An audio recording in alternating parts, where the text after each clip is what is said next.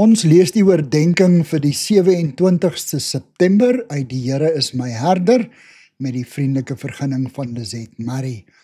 Die titel van vanoggend se boodskapie is Musiek en trane en ons teksvers kom uit Psalm 42 vers 5, 6 en 7.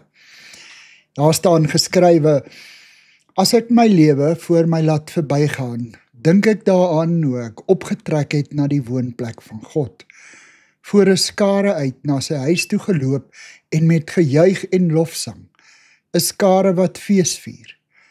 Waarom is ek so in vertwyfeling en waarom kerm ek so?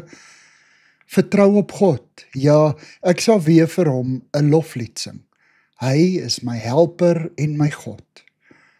Oscar Wilde het gesê, musiek is die kunsvorm wat die naaste lê aan trane en herinneringe. Musiek bring emosie. Wanneer die psalmdigter terugdink aan die tye toe hy onder die geklank van musiek en die gejuig van 'n feesvierende skare na die tempel toe gegaan het, is sy hart vol weemoed. Die herinneringe aan die jubelende lofsange staan in sterk kontras met sy hartseer gemoed. By die aanhoor van lofliedere is 'n swaarmoedige mens se reaksie dikwels om te wil wegvlug. Selfs Dawid roep in Psalm 55 vers 7 en 8 uit: Ag, as ek maar vlerke soos 'n duif gehad het, sou ek ver wegvlieg en in die woestyn gaan bly. Wanneer verdriet 'n mens oorval, kan jy eenvoudig nie na vrolike musiek luister nie. 'n Mens soek 'n ruimte wat jou gemoed weerspieël.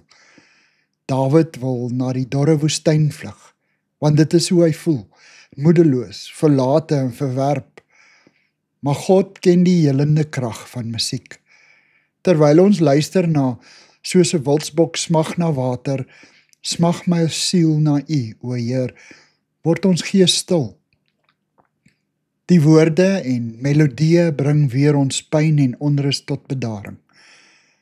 Ons begin saam sing. Ons hef ons hande op na God. Here, dankie dat musiek kan troos en heel maak. Amen.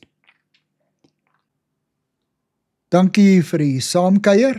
Ek deel Lizette se kontak en webblad besonderhede in die inligtingsparagraaf van hierdie voorlesing. Daar is ook skakels na voorlesings van Lizette se ander publikasies wat op hierdie platform beskikbaar is.